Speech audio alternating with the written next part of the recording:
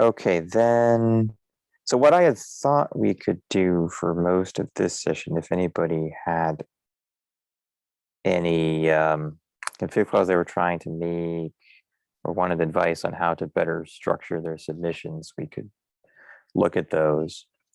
Before we do that, I did promise you a couple of production examples, didn't I? So yeah, a couple things I wanted to point out. So if we look at this, this was a request from the Nuclear Decay group. So you say, here's an example of a campaign which had multiple stages. Now I could have set this up so that the merge stage ran automatically after the main stage, which does Gen G4 Decim and Rico together. The reason I did not do that in this case is because the original stages were all run at NERSC. So we do things a little bit differently there. Like instead of grabbing stuff out of PNFS, because you don't have PNFS access, well, you can use XRD and all that stuff at NERSC, but it's we try to not use it, and in general try to get used to accessing things as if we did not have an external connection, because once we end up running at other leadership class facilities in the future, that may be true. But anyway, just a couple things to point out here. So ignoring the bit about NERSC for a second, like you'll see here, the way I did that is I just forced the site to be NERSC, so it can only run at NERSC. Right? And you see the output destination. This is a local directory at NERSC. So then we have to manually transfer the files from this place at NERSC into FamilyLab Dcache. So that's if I had tried to automatically start the next merge ANA stage before this was done, disaster would ensue. So that's why that's not done, but it could have been. The other thing I wanted to point out here, was the data set part. So what we have here, right, is not a single data set. Well, there's no data set necessarily, but what we have done here is we are iterating over a list, which I realize is a little bit hard to, it doesn't display that nicely necessarily. But so what happens here is that every time you hit submit, you iterate once through this list. Then you hit submit again, it automatically goes to the next one. Okay. And then down here somewhere, right, what we do is we use this string to know which input file to start from. We can also set some variables as part of the output file name, that kind of a thing, okay? So this, depending on what you're doing, can be a very useful way of submitting multiple workflows with something slightly different each time. But the advantage there is then you can just use the same config for all of them, right? And just iterate through this. Okay, so that was the one thing I was going to show. Now then the other thing was, if we look at the merge ANA stage, this is what I was talking about with n files per job before, right? So we loop over the same set here, right? And then I have manually made data sets, SAM data sets for the Rico files from the previous stage for each of the, I think, 6 flavors. So again, I'm using this same method. And then I come down here and then I say, well, I really do have a SAM data set this time, right? So what I do is in the submit part, I set the data set to be this first part of the string, and then I substitute the value of data set, and then I pick the right data set. And here, and in this case, right, I'm setting n files per job to 20.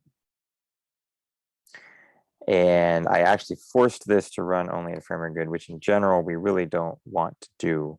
And this is about the only thing where we do this, just because the jobs run quickly and then we don't have to worry about replicating the files to other sites first, and et cetera, et cetera. Now, I could have set this higher. The reason I only went with 20 was for output file size. I was aiming for about 1 GB output files. Okay, but this is how you would do that. You just set this. It will look at these data sets. And then if we look at one of these here, just to randomly pick one, we'll see when it actually gets to the job sub submit part, here it is, you'll see that it figured out, oh, you need 13 jobs, which means there are around 250, 260 files in the data set, right? Okay, so that's what I wanted to demonstrate there. And finally, let's look at one of the config files for production where we have multiple executables. Let me show you one of those.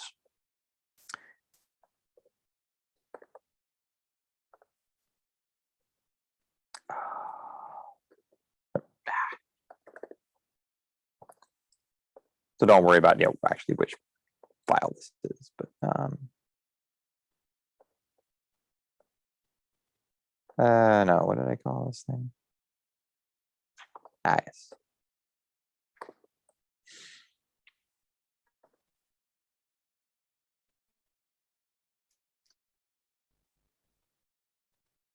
I was thinking about it. There we go.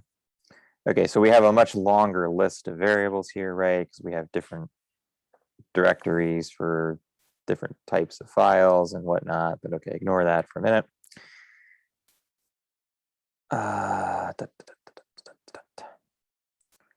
We also have some extra prescript stuff for when we were running some of this at NERSC.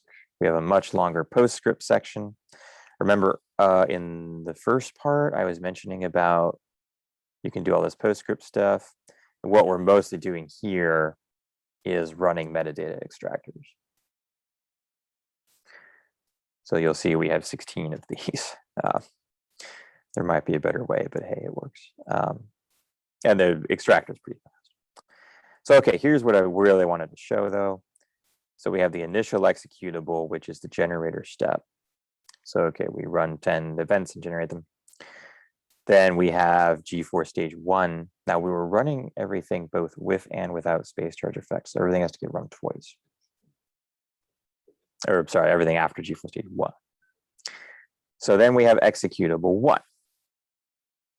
And its input was gen-only.root. I forced the output name to be, again, based on job name and file timestamp, etc. Executable 2 is then G4 stage 2, different fickle file. I use the output of G4 stage 1. Now I have a wildcard here, which is kind of dangerous, but at this point in the chain, there's only one such file, so I can get away with it, right? But in general, be careful when you're using wildcards like that.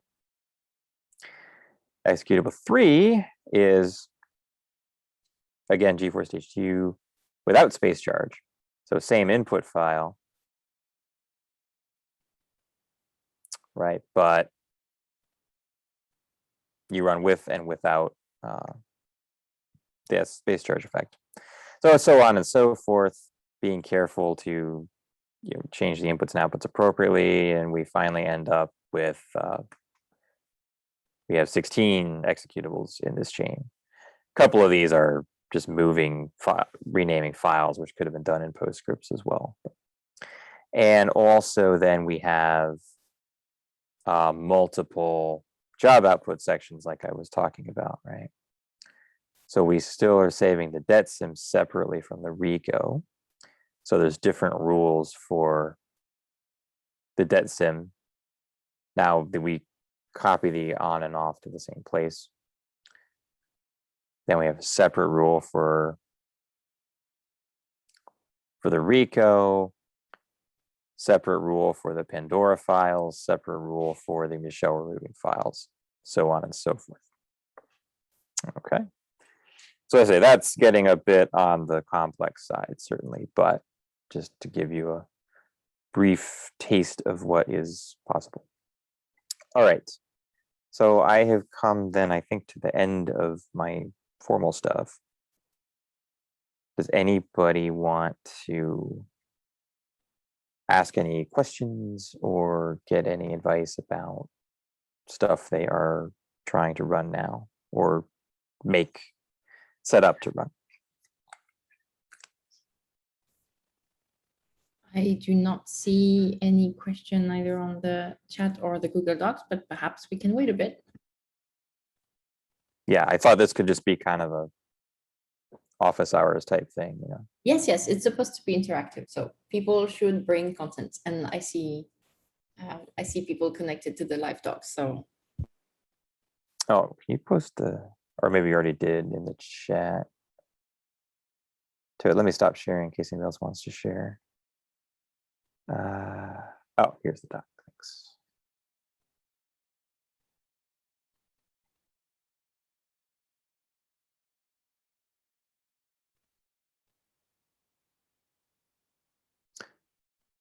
If nobody's got anything or somebody's typing, oh, why don't I show you one other thing about the recoveries? I think that would be useful.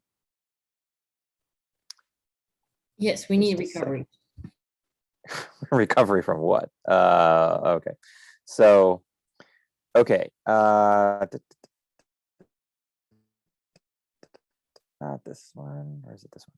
I meant about the job types and the login setup stuff, right? Now this one uses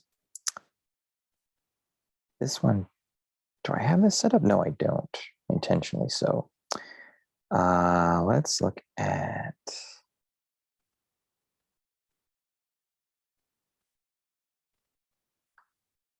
find a good example here.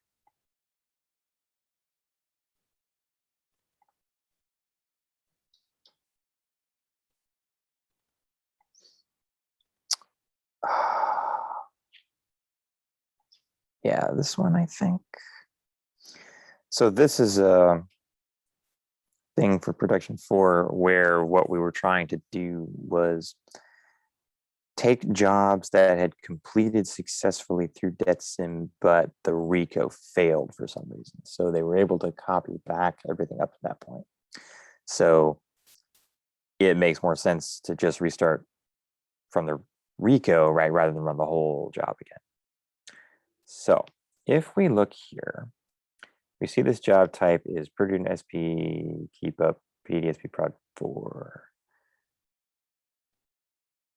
So if I go here over to job type, I'm actually not composing one, I'm just going to edit it, but let's see here.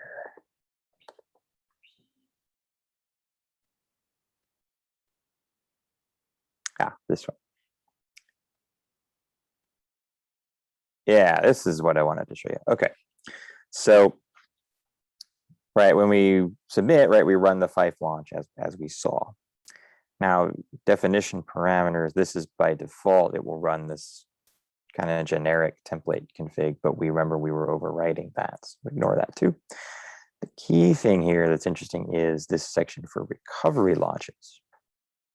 So we can have it that for stuff that fails, we can have these automatically resubmit recovery jobs for us.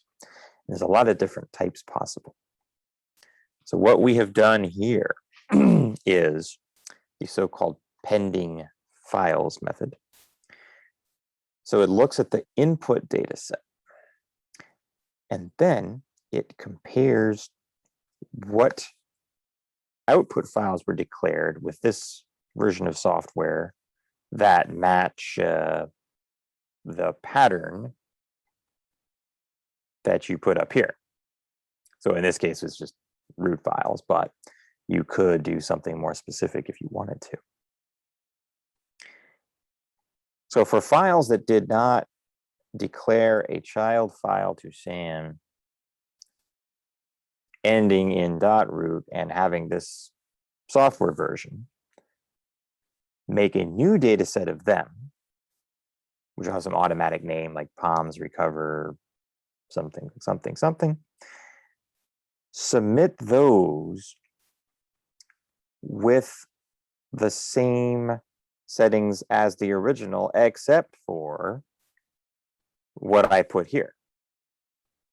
So in this case, what I do is we say, okay, I want the initial runtime to be much longer. It's almost 2 days. I want the initial memory to be higher. I'm going to give it a little bit more disk. Because I know I'm asking for more memory, I know some sites won't support that much memory, so I'm giving it a restricted site list. Submit data set is still this. This will be that automatic recovery data set I mentioned. And then what I am doing here is, I said instead of streaming with XRD, I will copy the entire file in with HTTP. Reason for that is sometimes jobs will fail if you get a crazy event that for some reason takes a really long time to process and the XRD stream times out. I set the timeout very long these days, so this hardly ever happens anymore, but it used to. That's why this is in here. So then the idea is, okay, I'll just copy the whole thing. And then if I have one of those crazy events, well, yeah, it'll take longer, but my input stream won't time out. So my job will continue. Now, yes, this is not great, but again, I'm only copying in that small fraction of input files where I already had a failure. I'm not copying in every file from the beginning, right? Primarily, we use the XRD stream. But the cool thing here is, right, this can all be automated and you just hit submit once and wait a while and this will all be done for you. There are other types of things you can do. You can do your project status. For example, you just say, if the jobs in my SAM project claim they failed, resubmit them. You can do different things depending on SAM status, but typically it's these last two that we use. But of course, entirely up to you. But point is, you don't have to babysit it and figure out, okay, what failed. I have to make a recovery data set, all that stuff with POMs completely automated. All you have to do is set up one of these job types with the right rules. You do that once, and that's it.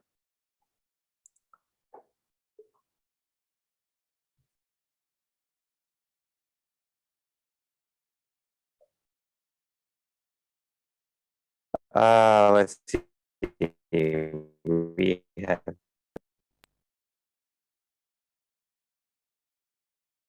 Is it just me or don't hear Ken?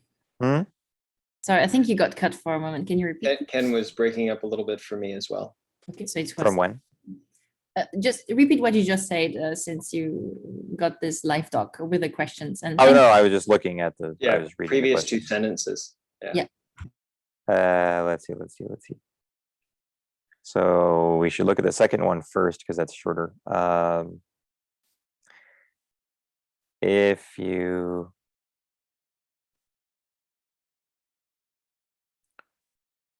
yeah, it could be that it was just coincidence and it expired right after you logged in. That could be. The other possibility is your ticket is not forwardable. And so you were able to get in with your ticket from your own machine, but then you didn't have the ticket on the DUNE GPDM machine. Though I think the former is more likely.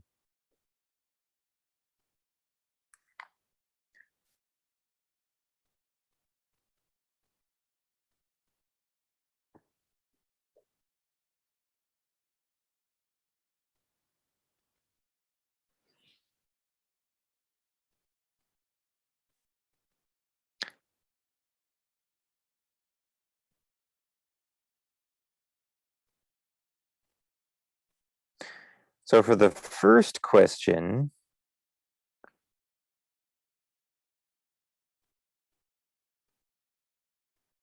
So you're doing all modified modules, I guess. Well, first thing I will ask is how many events are you thinking of doing?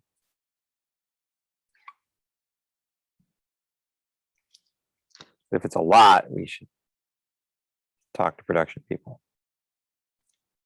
1,000, okay. All right, so do you have something set up already? Maybe you maybe just share your screen if so.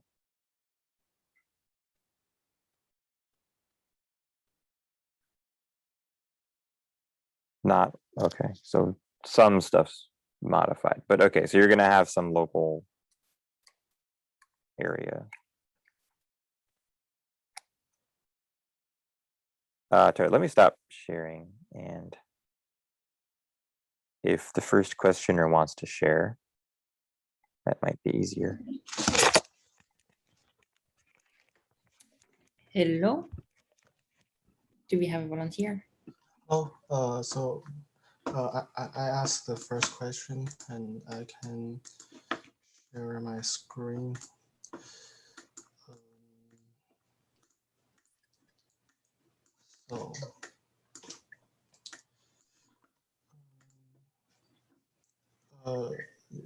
you need to enable that so that I can share my screen. Oh, it's probably set to only the hosts can Yeah. I share. just did it. Okay, Can I so do that? Ah, try it now. here's There we go. Okay. so here I modified this figure files of the simulation, and I'm using this event generation figure file, and these are almost all of the figure files are modified, and wait. Okay, so you're not modifying any code, just the fickle files? No. Although I don't modify the code associated with the modules, I modified. Let me see. I modified the geometry files here in the simulation. So, and Oh, I see. and here, and here is where's my local large soft is installed here. So what of them here should I put into the turbo? Well, if you're not modifying any code, so I think what you can probably get away with in your case is just making a small tar file that contains only the modified fickle files. Then all you would need to do in your script is just symlink them. Mhm. Well, if he's changing the geometry, he probably needs to carry that too. Oh, yes, you would definitely need that, yes. So maybe you know certainly more than I do, Robert. I think the geometry search paths operates on a similar scheme, right? That if you have a copy in the current directory, it looks there first. Does that sound I right? would have to check whether the dot is in the list. I'm not sure it is. Do you remember the variable off the top of your head? What it checks? No. No. Okay. All right. Just wondered.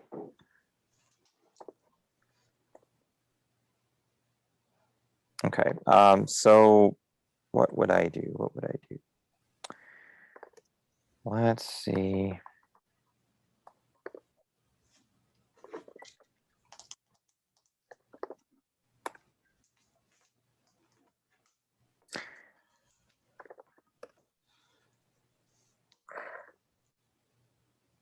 Places I see it looking for GDML files is FW search path, oddly enough. But that doesn't start with a dot as one of the locations. I can share again. So geometry.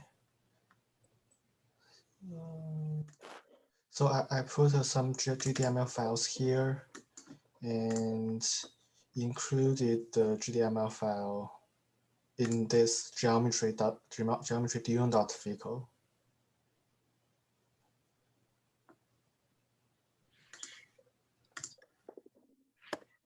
Yeah, but the question is, So The- I included the GDML files here.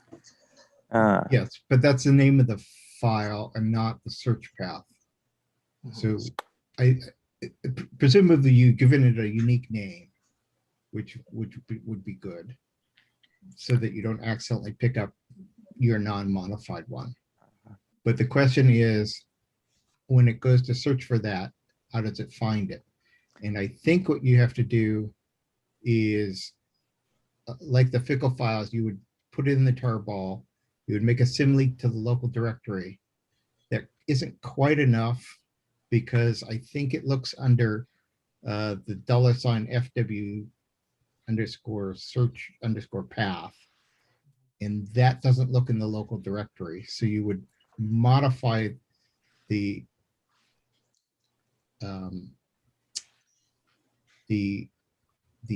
environment variable FW search path to start with dot colon and then what it's currently set to. So actually, I just checked. Dot is in there, but it's next to last. So it's probably very easy to. Then you should be okay. But if it's the Yeah. same name as an existing file, then you would need to do what Robert says. Well, you should make it a unique name, because Yeah. otherwise it's too likely to be Mhm. picked up wrongly. And you Yeah. could Okay. fool So yeah, if it has a yourself. unique name, then you should be okay. Yeah, I can give it a nickname. Okay. So what I would start from is the Palms demo config file Mhm. that I've got linked in there. And I think you can start with this. You'll have to do a little bit of work, but not much. For example, tell you what, why don't you, yeah, can we just take the screen back here real quick? Yeah. Okay. No, I will need to share something. Oh, okay. You want to share? Yeah.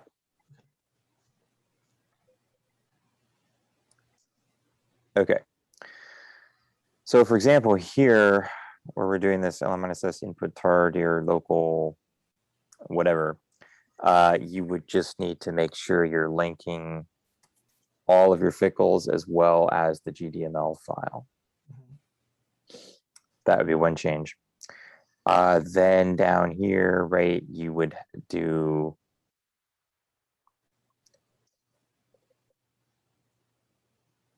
so ignore the other section. You could do something like this: executable name equals var or one equals minus c arg equals generator fickle, whatever it actually is, right? And then you say, okay, output file is whatever. Then you do executable one. Then I guess you're running JON after that, I guess. You're doing kind of the usual simulation chain. Yeah, JON4 after that. Yeah, okay, so then this is. Where is this demo file located? Again? Where is this Palms demo file located?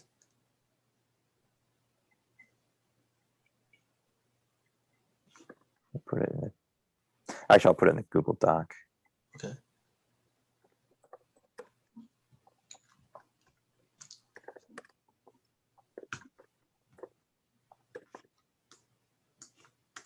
Maybe. Why will this not?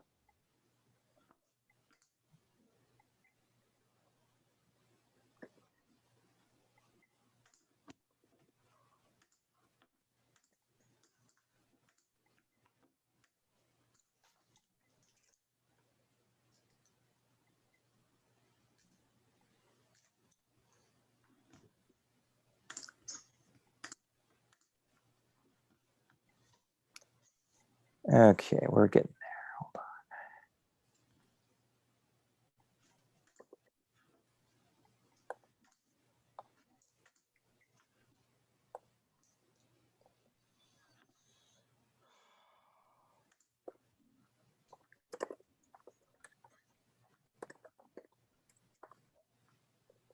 So actually, yeah, why don't I put this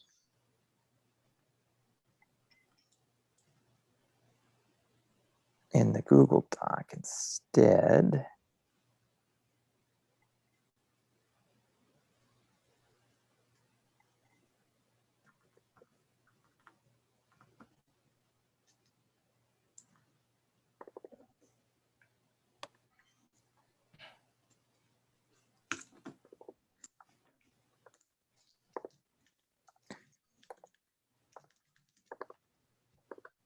You know, obviously make these names whatever you want. Yeah,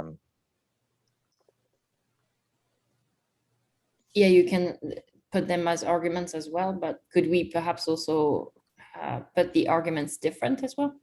Or this is not changeable? Hmm? This arg1, arg2, arg3, is it compulsory to name it this way? Yes. Okay.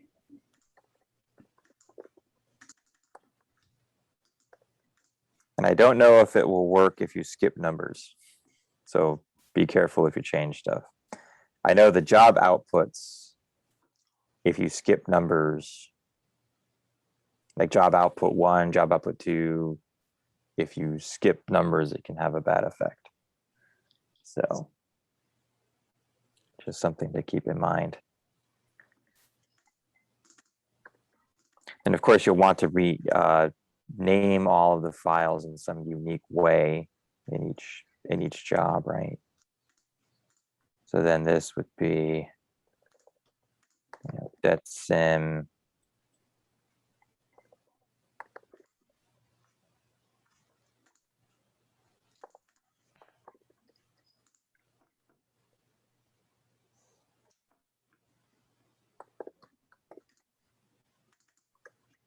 was that part.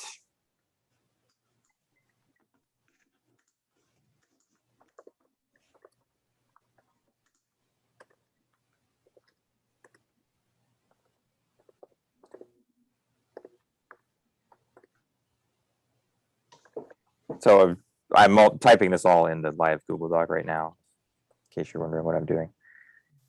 So this is assuming you make the tar that your fickle and your GDML are all just at the top level of the tar directory.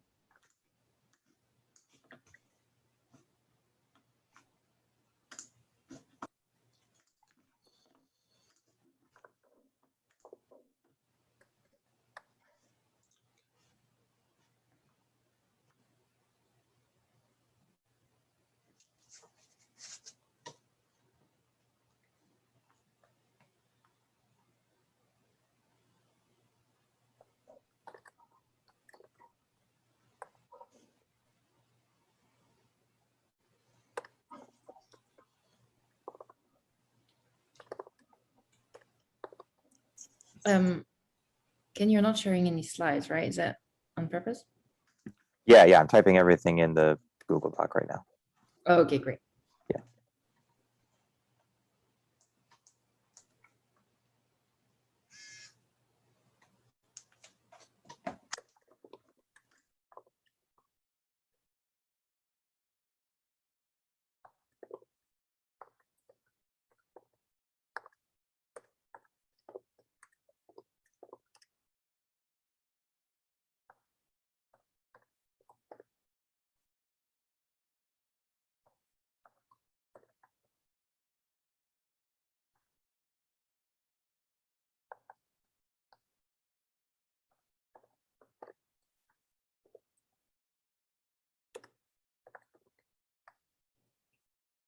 Okay, does that at least hopefully give some idea of how you might start out with this? Yes. Thanks for the feedback. Yeah, then in your tar file, you would only need the fickles and the GDML file, rather than the whole local larsoft that you made, right?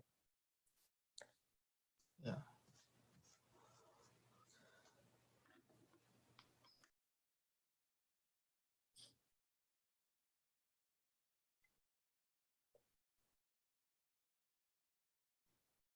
There is another question that just appeared at the bottom of the document.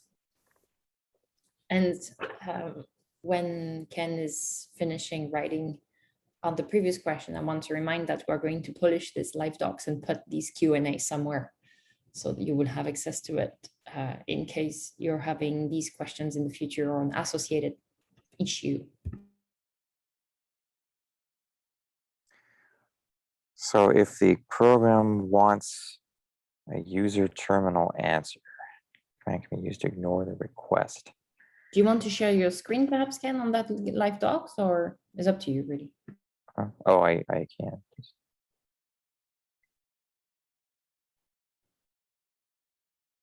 Yeah, I say everything I was writing is here. So,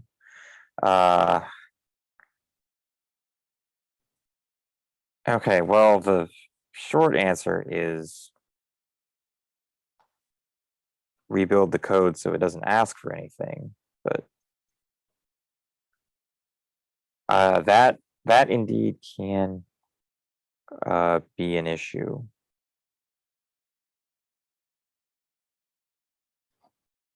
In principle, it is, you shouldn't expect to be able to type anything to CN.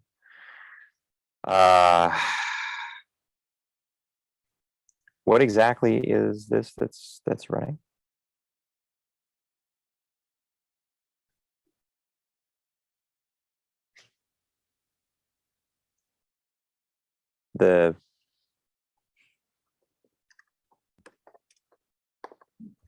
It would be good to have a bit more context.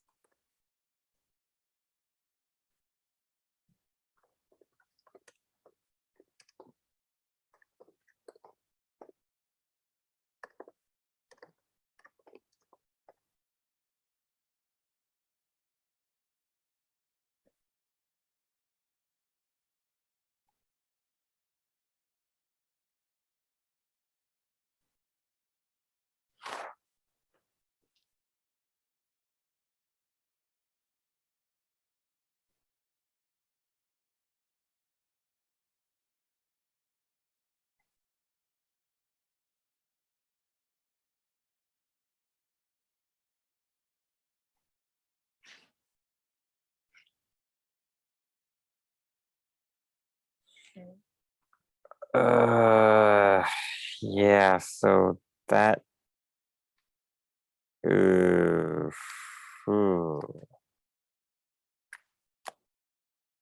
So the questions we're treating right now is using job submit. Let's say that during execution, the program stops for user terminal answer, CIN, which command can be used to ignore the request and continue running. It's an external program that I cannot change. Okay. It really requires standard input, really? Huh. I mean, one could prepare a text file with the expected answers and arrow input it. But you have to know what answers it expects in what order. Yeah, we have to almost.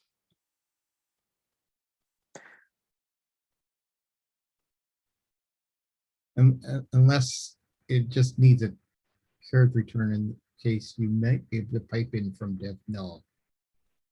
Maybe.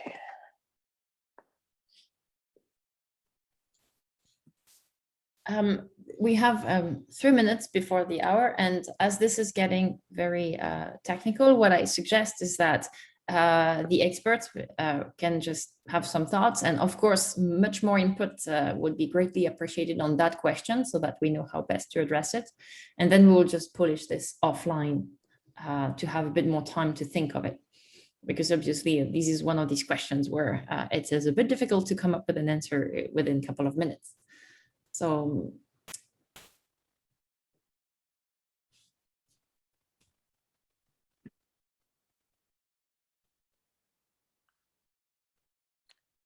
Yeah, the dealing with the standard in, that's a tricky problem. Other questions come. can you perhaps explain for the others, just a bit more beginner in here, what is it tricky dealing with standard in, just so that they understand a bit more? What is it even standard in? Oh, well, yeah, CN, it's expecting you to type something on the keyboard, which of course you can't do in a batch job.